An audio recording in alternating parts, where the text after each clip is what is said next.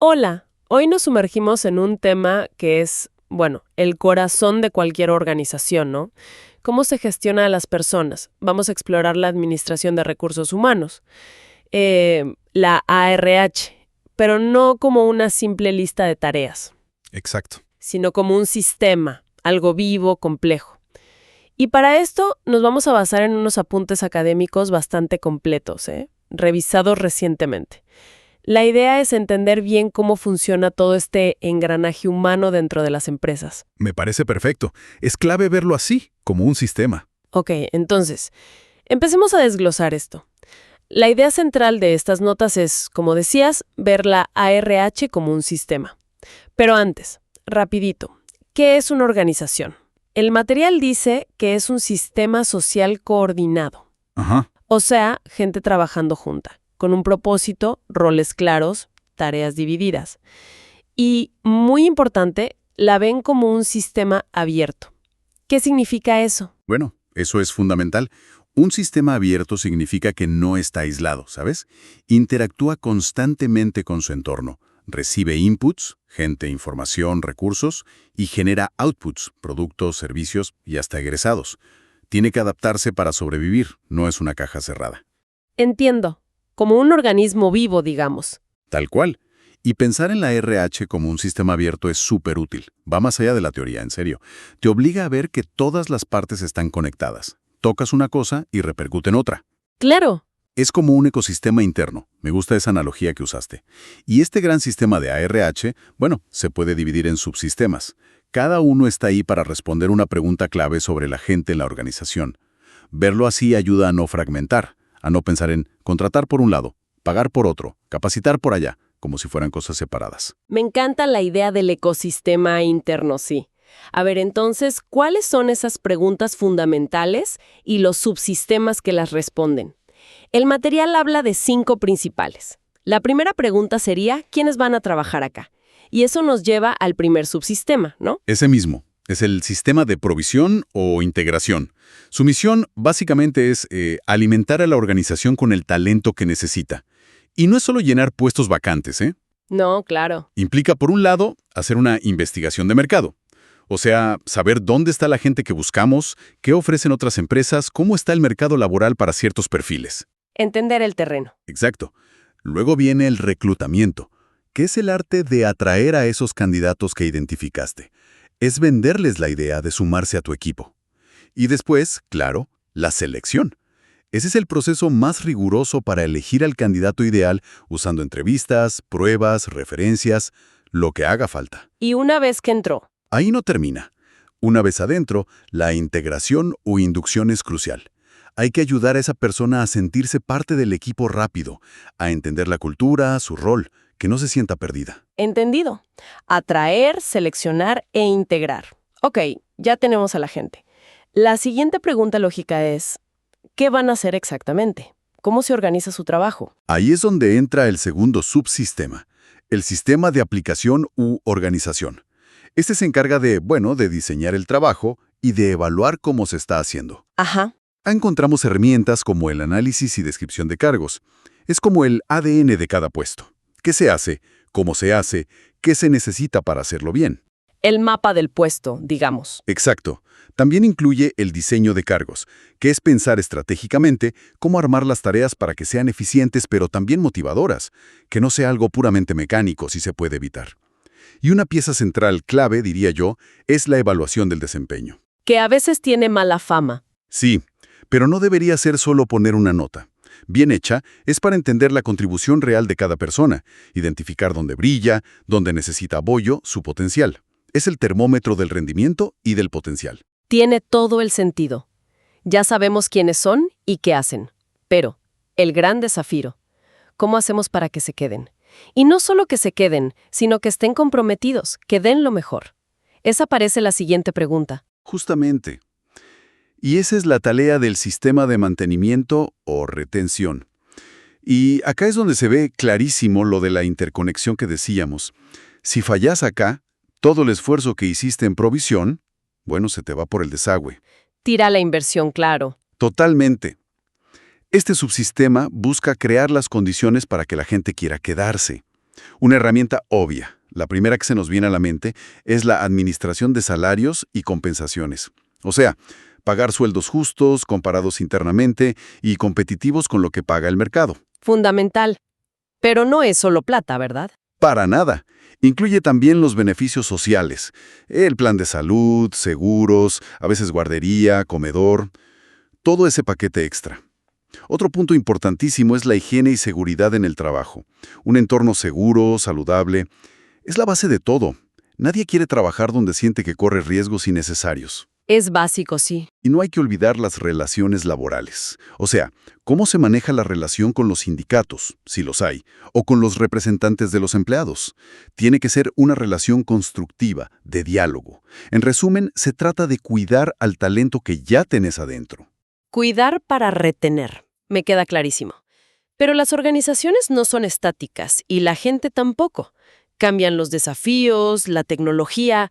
¿Cómo nos aseguramos de que nuestro equipo esté preparado para lo que viene, no solo para hoy? Excelente punto.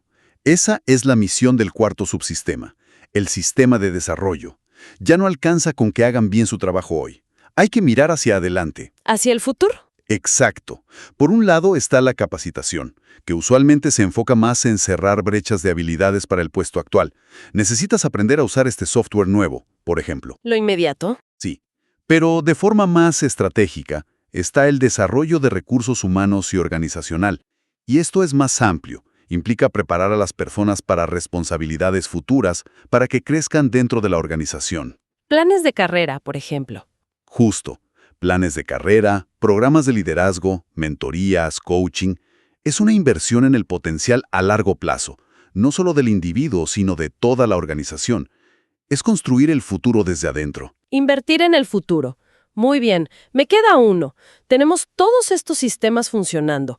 Traemos gente, les decimos qué hacer, los cuidamos, los desarrollamos.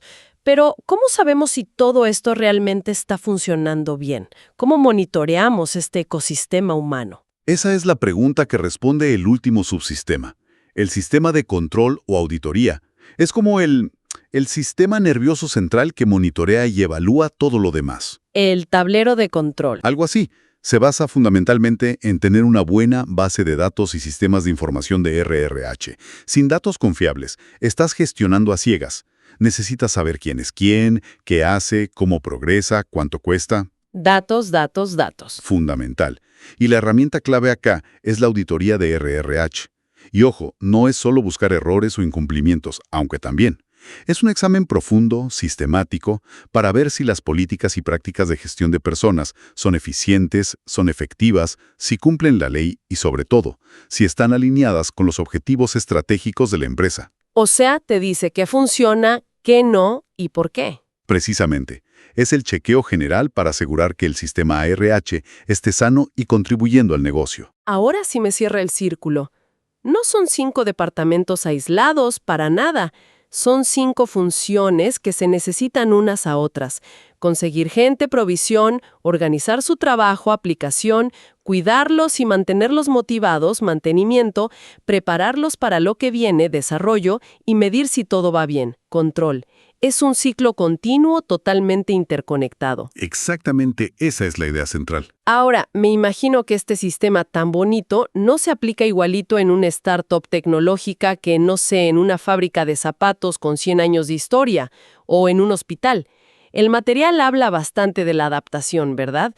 ¿Qué factores hacen que la ARH tenga que ajustarse? Totalmente. La ARH es profundamente situacional. Decir que hay una talla única sería un error garrafal. Uno de los factores más evidentes es el tamaño de la organización. Claro. Una pequeña empresa familiar, quizás. Quizás ni tiene un departamento de RHH formal. Las decisiones las toma el dueño, la dueña o los gerentes de línea directamente. En cambio, una multinacional con miles de empleados en varios países necesita estructuras de RHH súper complejas, con especialistas, políticas globales, es otro mundo. La escala lo cambia todo. Definitivamente. Otro factor clave es la complejidad de las operaciones. No es lo mismo gestionar el talento en una empresa de alta tecnología, con roles muy especializados que cambian todo el tiempo, que en una planta de ensamblaje donde las tareas son más repetitivas y estandarizadas. Las necesidades de reclutamiento, desarrollo, evaluación son muy diferentes. Entiendo. Tamaño y complejidad. ¿Qué más influye en cómo se aplica la RH? El contexto laboral es crucial. Pensá en un hotel que opera 24/7, con mucha rotación en puestos como limpieza o recepción, versus una firma de consultoría que vive de retener a expertos muy cotizados. Sus prioridades de RHR van a ser distintas por naturaleza. Ajá. Incluso las tendencias generacionales impactan. Lo que la generación Z, por ejemplo, espera en términos de flexibilidad, de propósito en el trabajo, de desarrollo personalizado, no es lo mismo que esperaban generaciones anteriores. RHR tiene que escuchar eso. Hay que adaptarse a las expectativas nuevas. Sin duda. Y por supuesto, la filosofía y políticas internas de la propia empresa. Una cultura que valora la autonomía, la colaboración horizontal, va a tener prácticas de RHR muy distintas a una cultura más jerárquica, más basada en el control. La RH no solo debe adaptarse a la cultura, sino que también ayuda a moldearla y reforzarla. O sea, es un reflejo y a la vez un motor de la cultura. Interesante. Y además de adaptarse a todos estos factores, parece que la RH no se enfoca en una sola cosa a la vez. El material describe como diferentes enfoques que pueden convivir. Exacto. No es que una empresa elige un solo enfoque y ya. Es más bien como distintas capas o perspectivas que la RH tiene que manejar al mismo tiempo, ¿sabes? A ver. Está el enfoque estratégico. Este es el de pensar a largo plazo. ¿Cómo ayuda la gestión de personas a que la empresa logre sus grandes metas? Por ejemplo, si la estrategia es expandirse a otro país, RH tiene que diseñar un plan para reclutar allá o para mover gente clave, para desarrollar líderes con visión global. El plan maestro de talento. Asegurarse de que las nóminas salgan bien y a tiempo, que se gestionen las vacaciones, los permisos, que se cumplan todas las leyes laborales. Es la eficiencia del día a día. Sin esto, todo lo demás se cae. La maquinaria funcionando. Tal cual. También está el enfoque sistémico, que es lo que venimos hablando. Ver cómo recursos humanos se conecta e interactúa con las otras áreas. Si vas a implementar un nuevo sistema de evaluación de desempeño, por ejemplo, no lo puedes hacer solo desde RRH. Necesitas trabajar codo a codo con la gente de TI para la plataforma tecnológica y con finanzas si esa evaluación va a estar ligada a bonos o aumentos. Ver el todo. Exacto. Y finalmente, el enfoque proactivo, que es clave. No esperar a que los problemas te exploten en la cara, sino tratar de anticiparlos. Si los datos te muestran que la rotación de, no sé, ingenieros jóvenes está empezando a subir, un enfoque proactivo sería lanzar un programa de mentoría o revisar las oportunidades de desarrollo antes de que se convierta en una hemorragia de talento. Anticiparse, no solo reaccionar. Estratégico, administrativo, sistémico, proactivo. Como distintas velocidades o focos que recursos humanos tiene que manejar. Y acá creo que se pone todavía más interesante la conexión. ¿Cómo influye la estrategia general del negocio, la grande, en lo que se espera de recursos humanos? El material menciona estrategias como competir por precio o por ofrecer una solución a medida. Esa conexión es fundamental y, te digo, a menudo se pasa por alto o se subestima. La estrategia general de la empresa es la que dicta las reglas del juego para RRH. Tomemos el ejemplo que diste, una estrategia basada en el precio. Pensá en una cadena de supermercados de descuento o una aerolínea low cost. Máxima eficiencia, mínimo costo. Exacto. Su objetivo es ese. Entonces, ¿qué implica eso para RRH según los modelos que mencionan las notas? Como ese MC, Mercado Cliente Estrategia. Pues probablemente necesiten mano de obra relativamente barata, procesos de trabajo muy estandarizados, poca inversión quizás en desarrollo individual porque las tareas son más bien simples, y probablemente acepten una alta rotación como parte del modelo de negocio. Es como un costo asumido. En cierto modo, sí. El liderazgo en esos entornos suele ser más directivo, más de comando y control. Y RH se va a enfocar muchísimo en la eficiencia de costos, en reclutar rápido y en volumen, en administrar grandes cantidades de personal con habilidades más básicas. O sea, la RH se diseña específicamente para soportar esa estrategia de bajo costo, aunque eso signifique alta rotación. Es un enfoque muy deliberado. Totalmente deliberado. Y contrastalo ahora con una estrategia de solución a medida.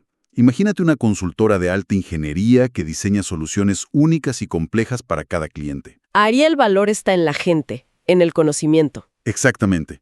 El valor está en la experiencia, en la creatividad, en la capacidad de resolver problemas complejos, en la relación a largo plazo con el cliente.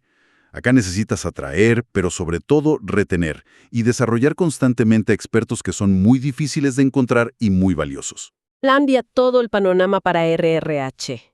Radicalmente. Tenés que fomentar la autonomía, el trabajo en equipo por proyectos, la colaboración, el aprendizaje continuo. La ERH en este caso tiene que ser súper sofisticada, centrada en el desarrollo del talento, en la gestión del conocimiento, en crear una cultura que fomente la innovación. Los salarios tienen que ser competitivos, obvio, pero el desarrollo profesional, los desafíos intelectuales, el buen clima laboral, pesan muchísimo. Son dos mundos totalmente distintos para RRH, y la diferencia la marca la estrategia del negocio. Queda clarísimo, la estrategia manda. Hablemos ahora un poco de cómo se organiza internamente esta función de ERRH. Las notas comentan que ha evolucionado bastante, que no siempre fue como la pensamos hoy. Sí, y es un punto importante para entender dónde estamos. La RH como disciplina, como función estratégica, es relativamente joven. Históricamente era la oficina de personal, ¿viste? Muy enfocada en tareas administrativas, en el control, en que se cumplan las reglas. El papeleo y la disciplina. Algo así. Ha habido una evolución, al menos en las empresas más modernas, hacia ver a RHH como un socio estratégico. Alguien que se sienta en la mesa donde se toman las decisiones importantes y aporta valor real al negocio a través de la gestión del talento. Pero es un camino. No todas las empresas están ahí. Es un proceso. Exacto. El material también recalca algo que ya dijimos. Es situacional. No hay recetas mágicas. Lo que funciona espectacular en una empresa puede ser un desastre en otra. Y está en constante desarrollo. Las prácticas cambian, evolucionan, se incorpora más tecnología, mucho más análisis de datos. Es un área muy dinámica. ¿Y esta estructura interna de la que hablábamos, cómo varía? Pienso en la diferencia abismal que debe haber entre una pequeña o mediana empresa, una pyme, y una gran multinacional. La diferencia es enorme, sí. ¿Y el material lo grafica bien? En una pyme, la estructura de RRH suele ser, bueno, muy simple. A veces ni siquiera existe un departamento como tal. Lo hace el dueño. Exacto. Los propios dueños o los gerentes de línea asumen un montón de tareas de gestión de personal. Contratan, despiden, definen sueldos, a veces con más intuición que método. Si hay alguien dedicado a RRH suele ser un generalista, una persona que hace un poco de todo. La toma de decisiones tiende a ser más centralizada y el enfoque es muy operativo. Resolver los problemas del día a día. El bombero de RRH. Un poco sí. Y en el otro extremo, la multinacional. Ahí me imagino un ejército. Bueno, quizás no un ejército, pero sí una estructura mucho más compleja y robusta. Tienen que lidiar con operaciones en distintos países, distintas culturas, legislaciones laborales súper variadas. Es un lío importante. Un desafío global. Total. Necesitan equipos de RHH mucho más grandes y sobre todo especializados. Tenés expertos en compensación global, en desarrollo de liderazgo internacional, en relaciones laborales en Europa, en Asia. Especialistas para cada cosa. Sí. Y suelen usar modelos híbridos de organización. Combinan cierta centralización para tener políticas globales coherentes, pero también descentralización para que las prácticas se adapten a la realidad de cada país o región. Y el enfoque inevitablemente es mucho más estratégico.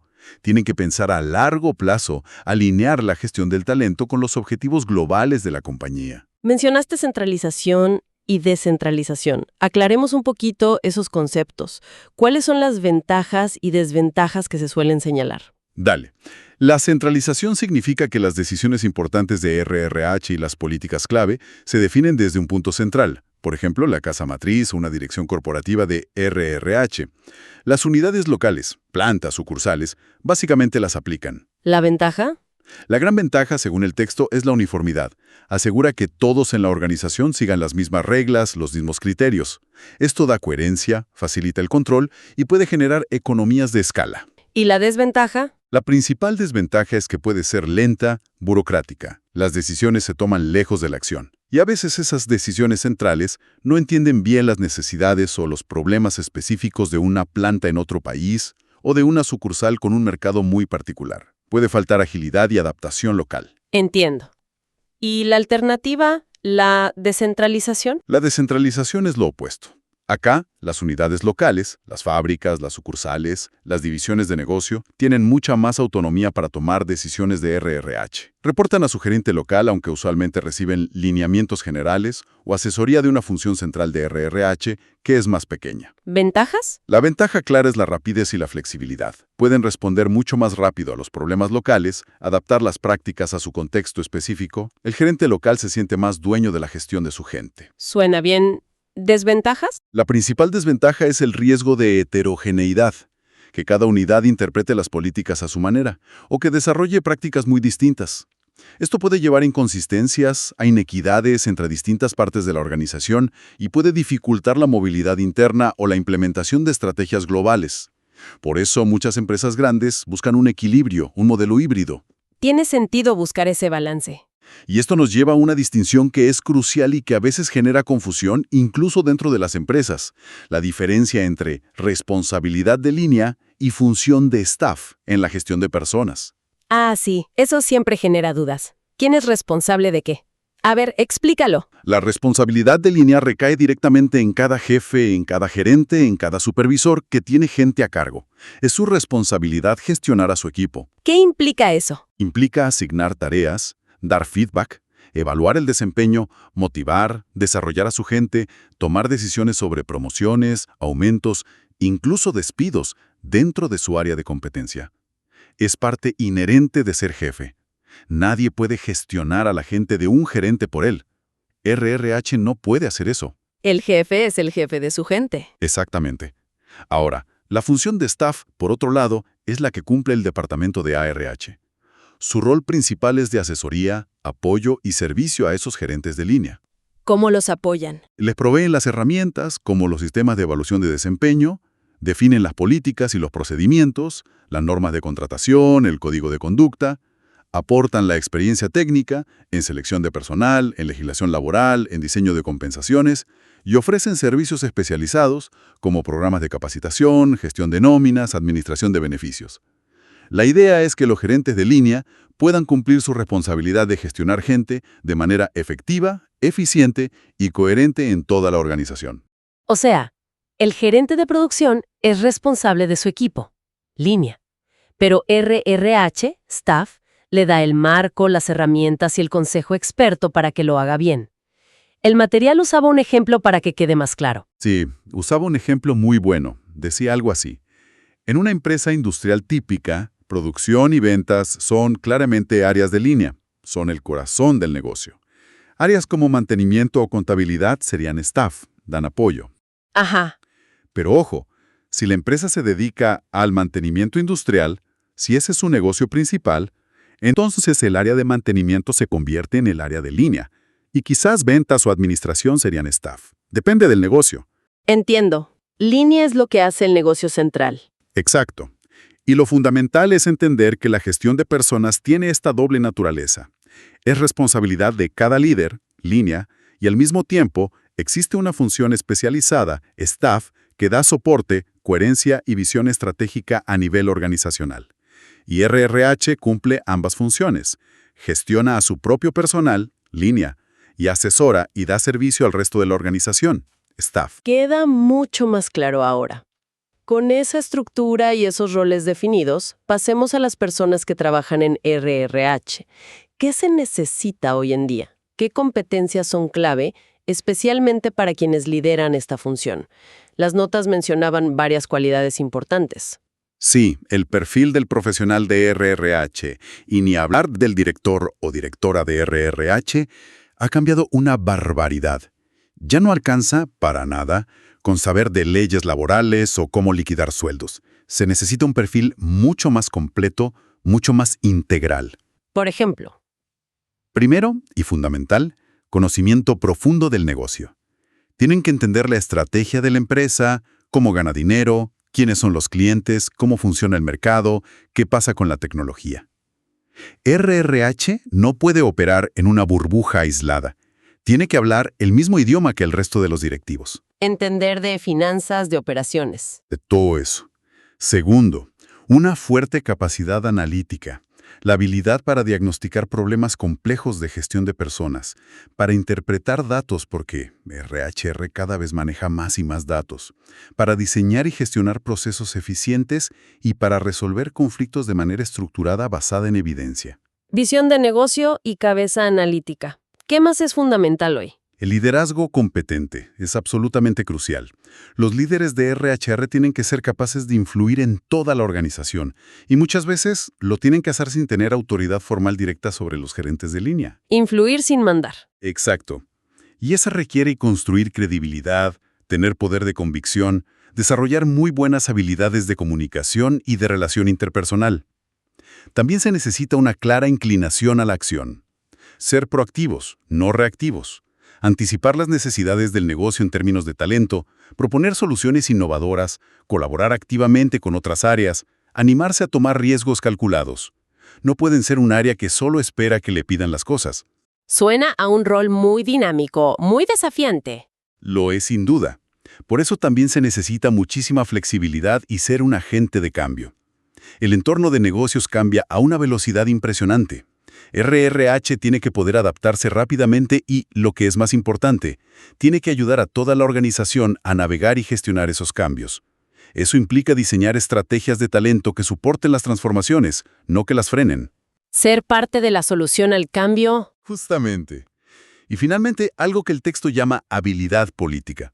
Y acá hay que aclarar, no se refiere a la politiquería barata, ¿eh? No, claro. Se refiere a la capacidad de entender la dinámica de poder dentro de la organización, de saber cómo alinear los recursos y las iniciativas de RRH con los objetivos estratégicos y los valores compartidos, de construir consensos, de manejar intereses diversos, especialmente durante cambios culturales o reestructuraciones importantes. Es navegar la organización de manera inteligente. Un perfil súper completo, la verdad. Y dentro del equipo de RRH, el material también hace una distinción útil entre dos tipos de roles principales, los generalistas y los especialistas. ¿Cuál es la diferencia entre ellos? Es una distinción muy común, sobre todo en equipos de RHH de un tamaño mediano o grande. El generalista de RHH suele tener una visión más amplia, más panorámica. El que sabe un poco de todo. Exacto. Típicamente está a cargo de la función de RRH para una unidad de negocio específica, una planta o una región geográfica. Y en ese rol le toca manejar diversos temas: reclutamiento para su área, relaciones laborales del día a día, temas de desarrollo, aplicación de políticas de compensación. Necesita un conocimiento funcional de todas las áreas de RRH y actúa como el principal punto de contacto, como el socio de negocio de RRH para los gerentes y empleados de esa unidad. A menudo vienen de roles de línea o tienen una formación más general en administración o psicología organizacional. El todoterreno de RRH para un área concreta. ¿Y el especialista? El especialista de RH, en cambio, se enfoca en profundidad en un área funcional muy específica. Hay especialistas en compensaciones y beneficios que diseñan las estructuras salariales, los planes de incentivos. Especialistas en adquisición de talento, que son expertos en reclutamiento y selección en marca empleadora. Especialistas en desarrollo organizacional, que trabajan en cultura, cambio, liderazgo. En relaciones laborales, expertos en negociación con sindicatos. En analítica de RHH, que manejan los datos. Expertos en un tema puntual. Sí, poseen un conocimiento técnico muy profundo y muy actualizado en su campo. Suelen tener formación académica específica, maestrías, certificaciones. Su rol es diseñar las políticas, los programas y las herramientas avanzadas en su área de expertise y actuar como consultores internos para los generalistas o los gerentes de línea cuando surgen problemas complejos en su especialidad. Ambos roles, generalista y especialista, son totalmente complementarios y necesarios para que una función de RHH sea robusta y estratégica. Se necesitan mutuamente. Definitivamente. Entonces, haciendo un repaso de todo lo que hemos desglosado hoy, que ha sido bastante, ¿cuáles serían las grandes ideas, los mensajes clave que nos llevamos sobre la administración de personal? Yo creo que la idea más potente, la que realmente cambia la perspectiva, es abandonar esa visión simplista, a veces un poco anticuada, de RRH como una función puramente administrativa o de soporte reactivo. Lo que emerge de este análisis es que la RH es un sistema complejo, interconectado y profundamente adaptativo. Exacto. Vimos que no son tareas sueltas, sino que funciona a través de subsistemas que responden a preguntas vitales. ¿Quién entra a la organización? Provisión. ¿Qué hace una vez adentro? Aplicación. ¿Cómo lo cuidamos y motivamos para que se quede? Mantenimiento. ¿Cómo lo preparamos para el futuro? Desarrollo. ¿Y cómo medimos si todo esto funciona? Control. Y la clave es que estos subsistemas están totalmente entrelazados, se influyen unos a otros constantemente. Y muy importante, este sistema no opera en el vacío. Su diseño, sus prioridades, tienen que estar íntimamente ligados a la estrategia general del negocio. Vimos cómo una empresa que compite por precio necesita una RH muy distinta a una que compite por innovación o por soluciones a medida. No puede ir cada una por su lado. Tiene que haber coherencia total. Total. Además, vimos que debe ser flexible y adaptarse continuamente. Al tamaño de la empresa, a la complejidad de sus operaciones, al contexto cultural, a las leyes laborales, a las expectativas cambiantes del entorno y de la propia fuerza laboral. No hay una fórmula fija. También desmitificamos un poco su estructura interna. Vimos las opciones de centralización versus descentralización, con sus pros y contras. Y sobre todo aclaramos esa doble naturaleza de la RH. Es una responsabilidad que no se puede delegar de cada líder de equipo, la línea. Y al mismo tiempo, es una función especializada que provee soporte, herramientas y visión estratégica, el staff. Y vimos Propera usando distintos enfoques a la vez: estratégico, administrativo, sistémico y proactivo. Y finalmente, destacamos algo crucial. Para navegar toda esta complejidad y aportar valor estratégico, se requieren competencias muy robustas en los profesionales de RRH. Ya no alcanza con lo técnico. Se necesita visión de negocio, liderazgo para influir, capacidad analítica para usar datos y una gran habilidad para gestionar el cambio y navegar la organización. Y vimos también cómo conviven y se complementan los roles generalistas y especialistas dentro de la función. Sin duda.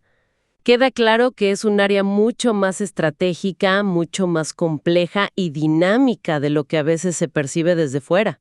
Un verdadero motor si funciona bien. Absolutamente. Y para cerrar, quizás con una reflexión que nos dejan estas notas, una pregunta para pensar. Mencionan el sistema de control y la importancia de tener bases de datos y de hacer auditorías para saber lo que son y lo que hacen las personas. Ahora, si pensamos en toda esta complejidad que discutimos, y sobre todo en el enfoque estratégico que debe tener RRH, surge una pregunta un poco inquietante, ¿no? A ver. ¿Son suficientes las métricas tradicionales de RRH? Esas que siempre medimos. La rotación, el tiempo que tardamos en contratar, el costo por empleado de la capacitación. ¿Son suficientes para entender el impacto real? Si la estrategia de la empresa es, por ejemplo, la solución a medida, que depende totalmente de la innovación, de la colaboración, del expertise de la gente, ¿cómo medimos realmente si RRH está contribuyendo a eso? Buena pregunta. Medir lo intangible. Exacto. ¿Cómo pueden evolucionar las auditorías de RRH y los sistemas de información para capturar ese valor estratégico real del capital humano más allá de la pura eficiencia operativa? ¿Cómo demostramos el impacto en la estrategia de precio versus la de solución a medida, que son tan distintas? Queda abierta la reflexión, creo yo, sobre cómo medir lo que verdaderamente importa en la gestión del talento en el siglo XXI, que va mucho más allá de lo fácil de contar. Una pregunta muy pertinente y la verdad desafiante para el futuro de la gestión de personas. Y con esa reflexión tan interesante, cerramos nuestro análisis de hoy. Muchas gracias por acompañarnos.